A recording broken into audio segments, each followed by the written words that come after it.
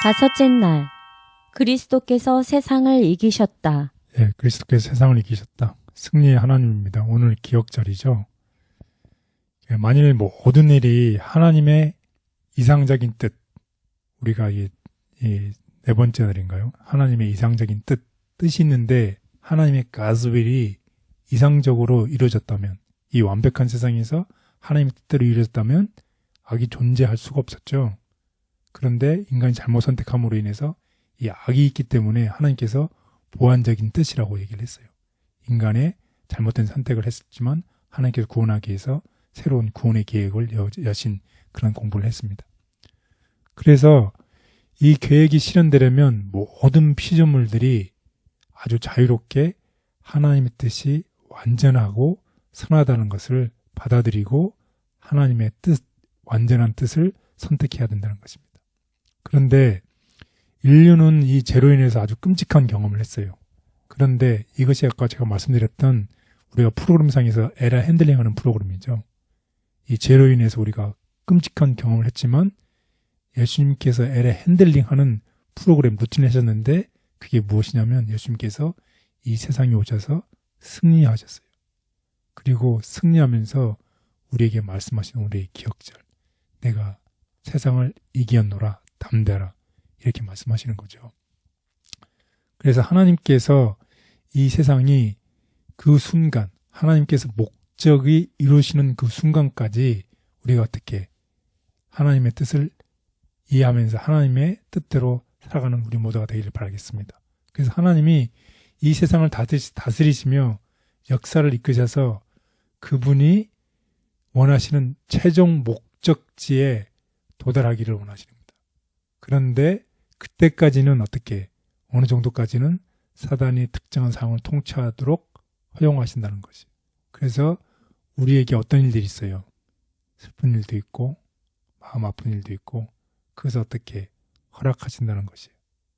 그러면서 예수님께서 우리에게 이런 말씀을 주셨어요.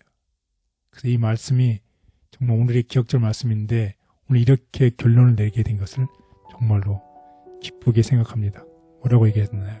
세상에서는 너희가 환난을 당하나 담대하라. 내가 세상을 이기었노라. 이게 희망적인 메시지입니다. 우리가 이 세상에 슬픈 세상을 살아갈 때 우리가 우리들의 인생길에 장밋빛만 있는 것이 아니라 우리가 어려움을 당한다는 것입니다. 그때 뭐 하라고요? 담대하라. 왜냐하면 내가 세상을 이겼노라는 희망적인 메시지, 승리의 하나님의 메시지입니다. 우리가 이런 경험을 통해서 우리의 삶 속에서도 우리가 힘들지만 우리가 이 세상을 예수님께서 이 세상을 이긴 것처럼 우리도 어떻게 이 세상을 이기를 바라시고 또 우리가 이겨냈을 때에 우리의 이긴 경험이 어떻게 해야 된다는 것이에요. 다른 사람들에게 우리도 전해야 된다는 것입니다. 그래서 우리가 기억할 것은 반드시 하나님께서 우리에게 일어나는 이런 악한 사건들 가운데서도 하나님께서는 반드시 무엇을 이루신다? 선을 이루신다는 것을 꼭 기억하시길 바라겠습니다. 마치 요셉이 애굽에 팔려갔잖아요. 힘든 시간을 보내고 정말 어려운 시간 가운데서 요셉이 어떻게 총리 대신이 됐고 요셉이 총리 대신이 됨으로 인해서 그 주변에 있는 모든 사람들을 어떻게 7년의 흉년으로부터 다 그들을 구해냈어요.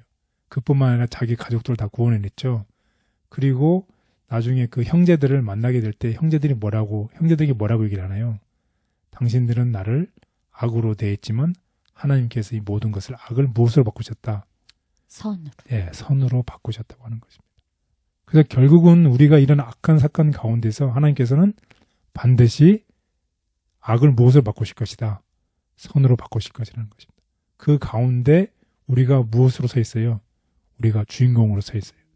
우리가 이런 주인공의 일들 통해서 우리가 다른 사람들에게 자비를 베풀면서 돌보는 우리 모두가 되기를 바라겠습니다. 하나님의 말씀으로 승리. 그리스도께서는 원수가 각 사람에게 와서 인간의 선천적인 약점을 이용하고 하나님을 신뢰하지 않는 모든 사람을 거짓말로 올무에 빠뜨리려 할 것을 아셨다. 그러므로 우리 주께서는 사람이 걸어가야 할 땅을 먼저 통과하셔서 우리로 하여금 이길 수 있는 길을 마련해 주셨다. 사단과의 투쟁이 있어서 우리가 불합리한 처지에 놓이는 것은 하나님의 뜻이 아니다. 그는 우리가 뱀의 공격으로 말미암아 무서워하고 낙담하도록 버려두지 않으실 것이다.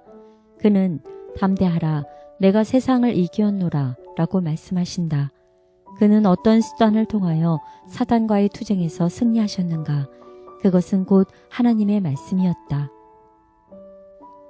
그는 오로지 하나님의 말씀으로 말미암아서만 시험을 대항할 수 있었다. 기록되었을 때라고 그는 말씀하셨다. 그 보배롭고 지극히 큰 약속을 우리에게 주사 이 약속으로 말미암아 너희로 정욕을 인하여 세상에서 썩어질 것을 피하여 신의 성품에 참여하는 자가 되게 하셨다. 하나님의 말씀 가운데 있는 약속은 모두 우리의 것이다. 시험에 맹공격을 받을 때 상황이나 자신의 약점을 보지 말고 하나님 말씀의 능력을 바라보라. 그 말씀의 모든 능력은 그대의 것이다. 고난과 시련은 하나님께서 주신 것이 아니다. 하지만 예수께서는 제자들이 이 세상에서 어려움을 겪을지라도 당신이 세상을 이기셨기에 소망이 있다고 하셨다. 십자가 없이는 면류관도 없다. 시련 없이 주님 안에서 어떻게 강해질 수 있겠는가? 힘을 얻기 위해 우리는 움직여야 한다. 강한 믿음을 얻기 위해서는 믿음을 행사할 수 있는 환경에 처해야 한다. 사도 바울은 순교 직전에 디모데에게 오직 하나님의 능력을 쫓아 복음과 함께 고난을 받으라고 권면하였다. 우리가 하나님의 왕국에 가려면 많은 환난을 통과해야 한다. 우리 구주는 가능한 모든 면의 시험을 받으셨으나 하나님 안에서 끊임없이 승리를 거두셨다. 하나님의 인도하심이 보이지 않을 때에도 우리에게 주신 약속을 신뢰하기 원합니다. 저희 연약한 믿음을 때로 하나님의 뜻을 의심하게 하지만 세상을 이기신 예수님을 바라보며 어려운 고난과 시련 속에서도 승리할 수 있도록 도와주옵소서. 예수님의 이름으로 기도드렸습니다. 아멘.